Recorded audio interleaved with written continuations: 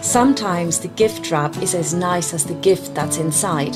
That's what we want to do with our gift bag.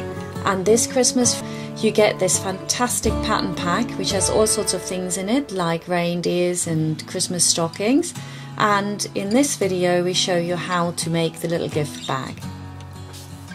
So first of all, we'll fold over the body of the gift bag, and then you can see that long strip there. Actually, don't have them together, have them separate, it works much better, I found. And they're cut on the fold again, and they make the trim at the top.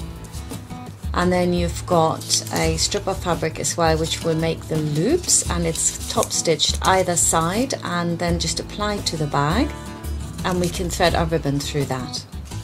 Now with your pattern pack, which is free this Christmas for you, you get all sorts of things like the gingerbread men and hearts and stars, and that makes your life so much easier. I'm going to show you how to do the little Wichtel on this, and you can see here that I've numbered all of them so you can see which number goes on first. Use 3 different types of felt for this, cut them out and then apply them to one side of your fabric. I would pin them on first, exactly in the position that they need to go, and then just lift off the ones you don't need and start applying them. So here you can see I've got them all on, and then I pin down the hands. Actually the face was wrong, don't do the face first, it's not number 3. Finally, to finish it off, I've put on a wooden bead for the eye, which I think is also quite sweet.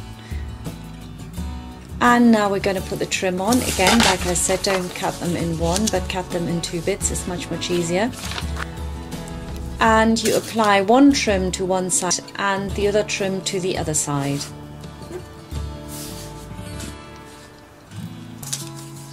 Now I've also cut my fabric for the loops. I'm ironing that towards the middle, and then it's top stitched either side. Cut them into 4 or 5 centimeter long strips so that you've got enough for your loops. I think it's 5 centimeter I'm using, and spacing them out evenly, put them on either side of the bag. Make sure you don't put them too close to the edge, because actually otherwise you have them too close to each other when the seam is shut. Then stitch across, and you can now close your bag. Now when you look at the sample that I've got on the left hand corner here on my frame, you will see that the loops are lower down, so you could turn up the loops at that point and sew them in completely. But if you're doing it like me, do the side seams first, cut back your seam allowances, then you zigzag or overlock so it can't fray. And you can now turn the trim to the inside, turn it up 1 centimeter and pin it just so it covers the seam. Then that's top stitched into place. You can see it here. I went fairly close to the edge. You can then remove your pins and turn your bag inside out, and all we need to do now is to turn up our loops and pin them back in again. And of course after that we top stitch them. And that's almost done. It's very quick bag depending what you put on it. If you do the Wichtel, it'll take you a couple of hours.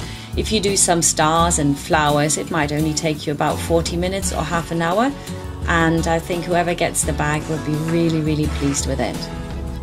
And that was it. So pop on over to the Academy, to the course Handmade Christmas, where you'll find even more templates. Thank you very much for watching, and I'll see you over there. Bye for now.